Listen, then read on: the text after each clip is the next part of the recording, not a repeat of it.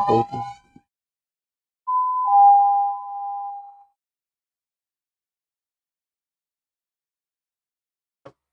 May I give in, sir? आइए आइए। Good afternoon, sir.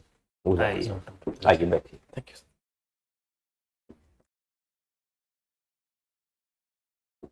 अच्छा अच्छा, तो ये बताइए, हम पूछे सर? हाँ पूछिए ना, शुरू कर दीजिए। हिस्ट्री है आपका। नहीं, तो सिस्टम से करिए सर। चेयरमैन है आप, पहले करिए। उसे सिस्टम मत तोड़िए सर। आपने वीकनेसेज में भी बहुत सारे दिए हैं, स्ट्रेंथ में भी बहुत सारे दिए हैं। अगर केवल वीकनेसेज को देखा तो आप बिल्कुल अनफिट लोग मान लेंगे, और सारे स्ट्रेंथ को देखिए तो लगेगा कि परफेक्ट व्यक्ति है। Yes, sir. नहीं, आपने बहुत सारी चीजें लिखी है ना, ये वीकनेसेज में perfectionism, public speaking, nervousness, over क्या, Yes. तो कुछ ही को लिखना चाहिए ना। आप बताइए आपका मेन वीकनेस क्या है और मेन स्ट्रेंथ क्या है, एक एक एक दोनों में से। वीकनेस सर मेरा पब्लिक स्पीकिंग में थोड़ा नर्वस हो जाता हूँ, अच्छा, जिसके ऊपर मैं काम कर रहा हूँ। और पब्लिक स्पीकिंग में नर्वस हो जाते हैं, लेकिन यह वीकनेस दिख नहीं रहा है। एनीवे आगे बढ़िए। और स्ट्रेंथ मेरा है सर कि मैं फास्ट लर्नर हूँ। क्या हूँ? फास्ट लर्नर, जल्दी सीख जाता हूँ सर। ये स्ट्रेंथ लर्नर हो गया। Making educational video and blogging, ये सब आप बनाते हैं? Yes sir. क्या फायदे हैं उसके आपके? सर मेरा कम्युनिकेशन स्किल इससे अच्छा होता है, और रिसर्च करने का मौका मिलता है। जिस चीज़ के ऊपर वीडियो बनाना होता है तो उसके ऊपर रिसर्च करना पड़ता है, तो एनालिटिकल अप्रोच मेरे को डायमेंशन ज़्यादा अच्छा मिलता है। सोचने समझने की क्षमता डेवलप होती है सर। और अभी अरावली की बड़ी चर्चा है ना, अब तो थोड़ी कम हो गई है, क्योंकि सुप्रीम कोर्ट में जिस समय सुनवाई वगैरह चल रही थी तो बड़ी चर्चा थी। अरावली के संबंध में अगर आपको बनाना हो तो क्या करेंगे आप? सर मैं बनाऊंगा अरावली के बारे में, दोनों बात को रखूंगा, सरकार के पक्ष को भी रखूंगा, और साथ ही साथ जो पब्लिक डिमांड्स हैं उनको भी रखूंगा। सरकार का क्या पक्ष है इसमें? सर सरकार ये क्या सरकार चाहती है कि वहाँ पर खनन हो? ऐसा नहीं चाहती सर। सरकार चाहती है कि जो अरावली है उनका जो अलग अलग राज्यों में, चूंकि उसका जो विस्तार है वो 4 राज्यों में है, जिस वजह से और राज्यों के हिसाब से उसका जो परिभाषा है वो अलग अलग है। तो सरकार ने ये प्रावधान किया था कि मैं एक ऐसा परिभाषा बताऊं जो सारे राज्य के लिए इक्वल सही रहे। तो ये कोई पब्लिक डिमांड के विरुद्ध से अलग है क्या पब्लिक का? Yes sir. पब्लिक के मन में ये मंशा है कि सर कि जो अरावली है उसका जो माइनिंग है वो इलीगल तरीके से जो किया जा रहा है, या फिर और जो है जो नया डेफिनेशन आया उसके आधार पर उनका माइनिंग ठीक से नहीं हो पाएगा, या फिर अरावली को नुकसान पहुंच सकता है। इसलिए उन्होंने बात को उठाई है, और सरकार ने इसके ऊपर काम किया, सुप्रीम कोर्ट ने भी काम किया। सर अरावली के नुकसान से लोगों को क्या नुकसान है? सर ये हमारी पारिस्थितिकी तंत्र को मजबूत आधार देता है, Bharat ecological balance. Yes sir. अच्छा, पारिस्थितिकी उसी को बोलते हैं आप? हाँ बताइए आगे। तो उसको बैलेंस करता है, और भी बहुत सारे इसके फायदे हैं, ज्योग्राफिकल फायदे हैं। नहीं, हानि मत पूछ रहा हूँ। अरावली के नष्ट होने से या उसको कुछ हानि होने से लोगों को क्या हानियां हैं? उनका खास करके कहाँ के लोगों को ज्यादा हानि होगी? ये मेनली मध्य प्रदेश, दिल्ली, और उसके हरियाणा, उसके आसपास दिल्ली को क्या हानि होगी? सर अरावली का जो विस्तार है वो दिल्ली तक है सर, राजगीना हिल्स तक है। इस कारण से जो राजस्थान है जहाँ से डिजर्ट आते हैं सर, वो डिजर्टिफिकेशन होने से अरावली जो है उसको रोकता है। उसके बालू जो है या फिर उसका जो रेत है, एक पॉइंट है। Yes sir. दूसरा सर इकोसिस्टम बिगड़ जाएगा सर इससे। इकोसिस्टम में तो सारी चीजें आ गई। Yes sir. आप पॉइंट सब बोलिए। पर्यावरण, इकोसिस्टम में तो सब कुछ समटा गया। Yes sir. तो दूसरा सर, अच्छा छोड़िए उसको। इकोलॉजिकल बैलेंस किसको बोलते हैं?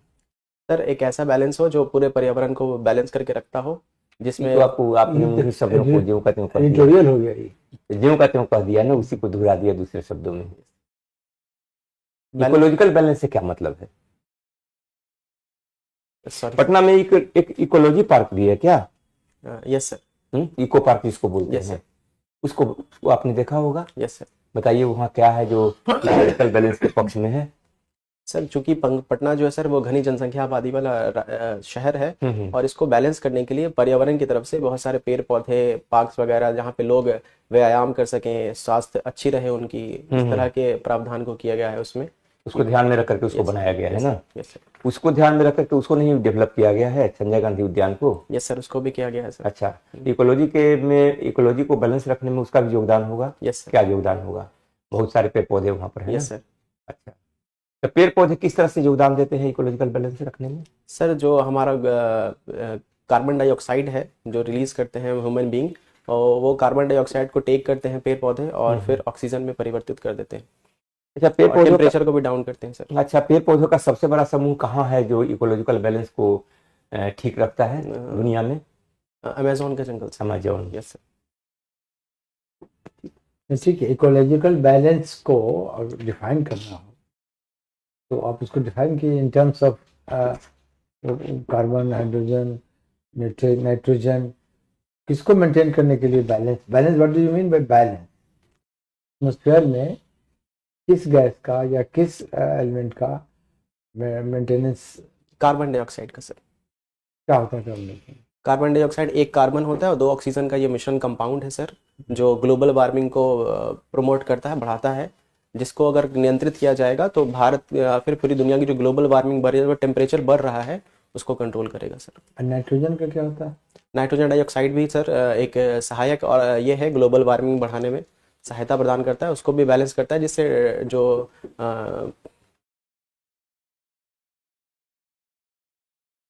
सर एलिमेंट और एनिमल और प्लांट का क्या रोल है? एनिमल भी और प्लांट भी they part of ecological balance? Yes sir. इसी को एक्सप्लेन करने कहा जाता है। क्या होगा बैलेंस? सर सब जितने भी क्रिएचर्स हैं यूनिवर्स में, सब एक दूसरे को बैलेंस करते हैं सर। तो प्लांट भी, एनिमल भी प्लांट को बैलेंस करता है, और ह्यूमन बीइंग भी। Sorry sir. सॉरी। अच्छा, हिस्ट्री पढ़ा आपने? Yes sir. तो हिस्ट्री में आपने मॉडर्न हिस्ट्री, सब लोग तो यही पढ़ते हैं आजकल, modern history. Yes sir. Modern आपने भी पढ़ा होगा, आई अज्यूम दैट। सर मैंने एंशिएंट भी पढ़ा है, मेडिवल भी पढ़ा है, मॉडर्न भी पढ़ा है, मेरे सिलेबस का पार्ट रहा है तीनों सर। किसमें आप कंफर्टेबल होंगे बात करना? सर मैं मॉडर्न हिस्ट्री में ज़्यादा कंफर्टेबल हूँ, फिर एंशिएंट हिस्ट्री और मेडिवल हिस्ट्री। एंशिएंट में पहले मॉडर्न हिस्ट्री सर, फिर पहले मॉडर्न हिस्ट्री, फिर एंशिएंट हिस्ट्री। अच्छा, मॉडर्न हिस्ट्री में बताइए, नेशनलिज्म का कब उदय हुआ, मतलब राइजिंग हुई? नेशनलिज्म का राइजिंग सर 18th सेंचुरी के आसपास में हुआ है। 18th सेंचुरी तो 100 साल हो गया। Yes sir. मतलब कब से शुरू हुआ? क्या कोई घटना, कोई इवेंट की वजह से नेशनलिज्म का? यस सर, 1857 की क्रांति सर। उसके बाद से जो उसमें जो हमने असफलता का कारण दिखा, तो उसमें फिर राष्ट्रवाद का उदय, या फिर 1857 की क्रांति 18th सेंचुरी में हुई कि 19th सेंचुरी हुआ? 19th century sir. आप 18th सेंचुरी बोले? Yes sir, sorry sir. तो क्या हुआ उसमें? 1857 की क्रांति में जो असफलता के कारण रहे कि अलग अलग गुट अलग अलग स्तर से लड़ाई कर रहे थे, फिर ये महसूस किया गया कि पूरे राष्ट्र के स्तर पर राष्ट्रवाद की भावना को पैदा किया जाए, ताकि पूरे राष्ट्र के स्तर पर ये इसको आंदोलन चलाया जाए, ताकि स्वतंत्रता प्राप्त किया जा सके। तो सोचा गया, तो इसका क्या कोई ऐसा स्टेप हुआ हो आंदोलनकारियों का जिससे लगे कि ये राष्ट्र की भावना है इसमें? राष्ट्र का कॉन्सेप्ट क्या है, समझते हैं आप? What do you mean by राष्ट्र? यस सर, एक भौगोलिक क्षेत्र होना चाहिए राष्ट्र के लिए, और भौगोलिक क्षेत्र होना चाहिए, और सॉरी सर अभी रिकॉल नहीं कर पा रहा। अच्छा, तो ये जो है 1857 में, आप कैसे लगता है कि नेशनलिज्म थी उस वक्त? यस सर, कॉन्सेप्ट आ गया था? कॉन्सेप्ट नहीं आया था सर, लेकिन उसके बाद उसके परिणाम के आधार पर हम देख सकते हैं नेशनलिज्म को। और फिर ये स्वदेशी आंदोलन जो बंग भंग आंदोलन था, उसने और ज़्यादा प्रमोट किया सर राष्ट्रवाद को। कॉन्सेप्ट नहीं आया था 1857 में? 1857 के परिणामों में था सर। और आप ये नेशनल अवेकनिंग वर्ड जानते हैं? सॉरी सर, नहीं जानते हैं। अच्छा, राजा राम मोहन राय का नाम? पुनर्जागरण काल सर, राजा राम मोहन राय पुनर्जागरण काल के अग्रदूत माने जाते हैं। पुनर्जागरण काल का मतलब क्या होगा? पुनर्जागरण का मतलब जो समाज में कुरीतियां थी या जो अंधविश्वास था, उसके ऊपर उन्होंने प्रहार किया, और सोशल रिफॉर्म हुआ ना? Social reforms, yes sir, social reform हुआ उनका। नेशनल अवेकनिंग का है। नेशनल अवेकनिंग सर शब्द में जागरूकता से, जागरूकता, नेशन के प्रति जागरूक करना कि हम एक ही, हमारा देश एक है, इसी मिट्टी में रहे हैं आप, जो पहले डिफिनेशन दिया नेशन का कि एक भूभाग हो, एक कल्चर हो, एक प्रवृत्ति के लोग हों, एक विचार के लोग हों, एक ही जमीन से पैदा हुए हों और एक ही जगह उनको मरना हो, तो एक राष्ट्र हुआ। उनको फिर बाकी जो राष्ट्र के इंग्रेडिएंट्स की आज़ादी भी हो, उनको फैसला लेने की सब प्रभुता हो, तो कंप्लीट नेशन का डेफिनेशन। तो ये जो भावना पैदा हुई वो कब से हुई? सर स्वदेशी आंदोलन के बाद से सर, और फिर असहयोग आंदोलन में इसको बहुत ज़्यादा बल मिला सर। चलिए, अच्छा, तो ये बताइए कि 1857 में, या फिर बिहार का क्या रोल है ये बताइए। 1857 की क्रांति में बिहार ने बहुत अहम भूमिका निभाई सर, और अहम भूमिका में बाबू कुंवर सिंह ने जगदीशपुर से। 1857 का स्वरूप क्या था, यही बताइए। 1857 का जो स्वरूप रहा है सर, क्रांति का स्वरूप सर, हाँ, 1857 की क्रांति का स्वरूप जो है वो दोनों आधार पर है सर। नहीं, हम जो आपको हिंट करते हैं, जमींदारों का रिएक्शन था अंग्रेजों के प्रति अपने राज्य को बचाने के लिए, राजाओं का था, नवाबों का था, या कॉमन आदमी भी था? कॉमन आदमी नहीं थे सर इसमें। 1857 की क्रांति में इतिहासकारों का मत है कि सिर्फ राजाओं ने या जमींदारों ने इस आंदोलन को लीड किया, आगे बढ़ा। पटना के कौन 1857 के क्रांति को पटना कौन लीड कर रहा था? पटना से लीड कर रहे थे एक पुस्तक विक्रेता थे, पीर अली। आप कह रहे हैं पुस्तक विक्रेता, आप कहते कॉमन आदमी का रोल नहीं था, खाली राजा जमींदार थे। पीर अली कहाँ के जमींदार थे? नहीं सर, जमींदार नहीं थे, सॉरी सर। तो क्या थे वो? पुस्तक विक्रेता थे सर। तो कॉमन आदमी नहीं हुए? Yes sir. पीर अली के टीम में कौन कौन थे, कुछ जानते हैं नाम? नहीं सर। देखिए, आप सिटी से आए हैं। Yes sir. वही उनका कार्य क्षेत्र है। Yes sir. गोरट्टा। भिगू चमार का नाम सुना? नहीं सर। एक कमान, क्या नाम है उसका, भिखारी एक कमान, नहीं सुना है? एकवान। नहीं। पीर अली के 5 जो उनके साथी थे, जो उनके साथ साथ थे, उसी में ये लोग थे सर। मैं जाके पढ़ूंगा इसके बारे में। ठीक है। तो पीर अली कॉमन, यही प्रूव करता है कि not a war against British Lord of जमींदार और राजा, कॉमन आदमी इन्वॉल्व था। Yes sir. लेकिन पीर अली के साथ कोई राजा जमींदार नहीं थे, सब आम आदमी थे। Yes sir. बैठक। आपने पढ़ा है डॉक्टर, क्या है स्कूल का नाम? Doctor Zakir Hussain high school. कहाँ है ये? सुल्तानगंज, पटना। पटना में। Yes sir. बताइए, इन्हीं से संबंधित पूछ रहे हैं, हमारे देश के कितने प्रेसिडेंट थे? तीसरे प्रेसिडेंट थे सर। बिहार से उनका संबंध? बिहार के वो राज्यपाल रहे थे पहले, फिर वो वाइस प्रेसिडेंट बने, और उसके बाद वो प्रेसिडेंट बने। इन्हें कभी देश का सबसे सर्वोच्च पुरस्कार मिला? Yes sir. भारत रत्न से इनको सम्मानित किया गया है। भारत रत्न अवार्ड क्या है? भारत का सर्वोच्च सिविलियन अवार्ड है सर। किस ईयर में मिला था इनको? सर ईयर रिकॉल नहीं कर पाया मैं। गेस किस क्षेत्र में मिला था? सामाजिक सुधार के क्षेत्र में। जी कि सॉरी सर, मैं रिकॉल नहीं कर पा रहा। इसमें गलत नहीं बतलाइएगा। Yes sir. ठीक ठीक। अच्छा, जामिया मिलिया यूनिवर्सिटी और डॉक्टर जाकिर हुसैन का कोई संबंध है? क्या है? सॉरी सर, मैंने इसके बारे में तो। अच्छा, अलीगढ़ मुस्लिम यूनिवर्सिटी और डॉक्टर जाकिर हुसैन में कोई संबंध है? अलीगढ़ मुस्लिम यूनिवर्सिटी के संस्थापक सर सैयद अहमद खान है। और नहीं, इनका संबंध वो तो long ago that was constituted. मतलब doctor Zakir Hussain and Aligarh Muslim university कोई संबंध है? नहीं, कोई बात। मैं रिकॉल कर पा रहा हूँ, उन्होंने वहां पढ़ा है सर, कंफर्म नहीं। चलिए, हिस्ट्री में थोड़ा, हिस्ट्री में बताइए, 5th सेंचुरी और 7th सेंचुरी में गया में चाइनीज पिलग्रिम आए थे। He has written certain things about Gautam Buddha and the cultural activities of Gaya, now which is known as Gaya ji. बतला सकते हैं who were they? एक आए थे 5th सेंचुरी में, चाइनीज ट्रैवलर्स। चाइनीज, और दूसरे थे 7th सेंचुरी। एक फाहियान थे सर। नहीं, और हेंस फाहियान हेंसैंग तो ओल्ड चीज हो गया, that was in a different century. हमने एक स्पेशल क्वेश्चन किया है regarding the entire activities of Gautam Buddha and the cultural activities of Gaya. नहीं पता, कोई बात नहीं। सॉरी। एक है making educational video yes sir, is an attempt to popularise education among marginalised people. समझ गए?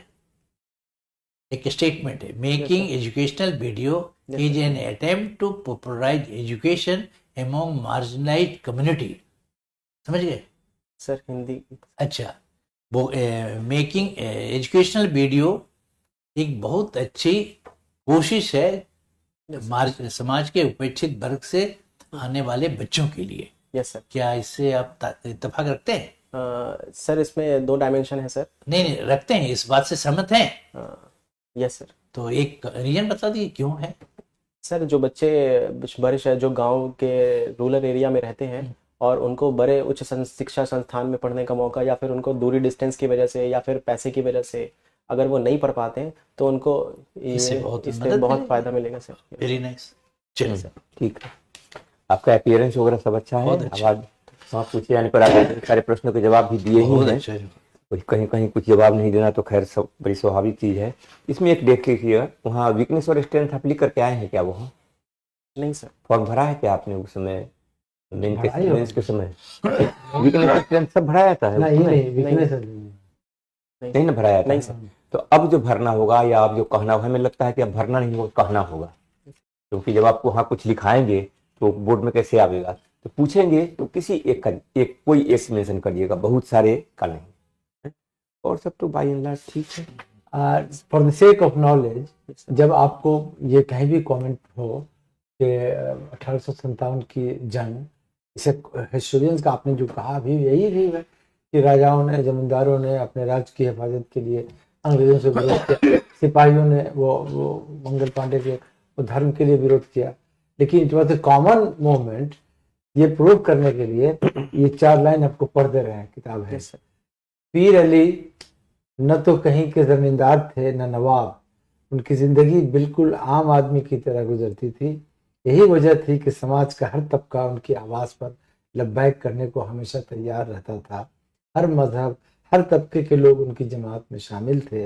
उनकी जमात में मुल्लाओं पंडितों के अलावा सेदी ग्वाला, नंदू कहार, नत्थू धोबी, नंदलाल दरबान, बिहारी एक्काबान, हसीटा जमींदार भी शामिल थे और बड़े बड़े सौदागर और जमींदार भी उनके साथ थे।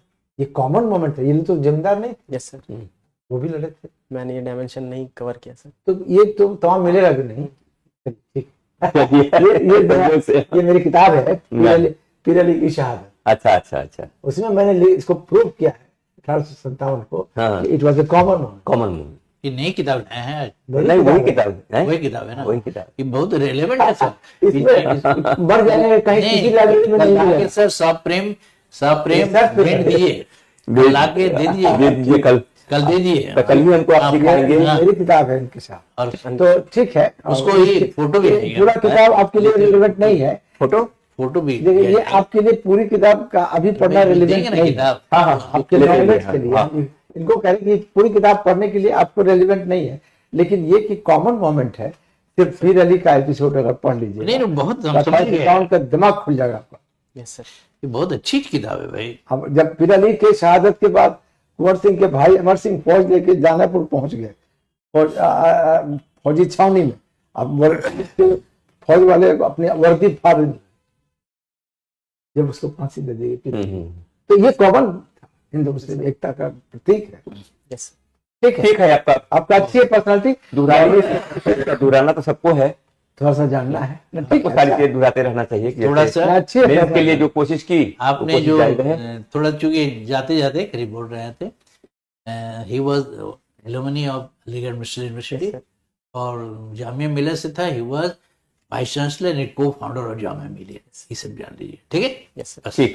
ठीक है। Okay, thank you. बहुत अच्छा आपका है। Thank you. बहुत wish you happy interview. Good day sir. Have a good day. तो ये कैमा हो गया हम लोगों का? 10 हो गया। एक और है शायद। अच्छा, ये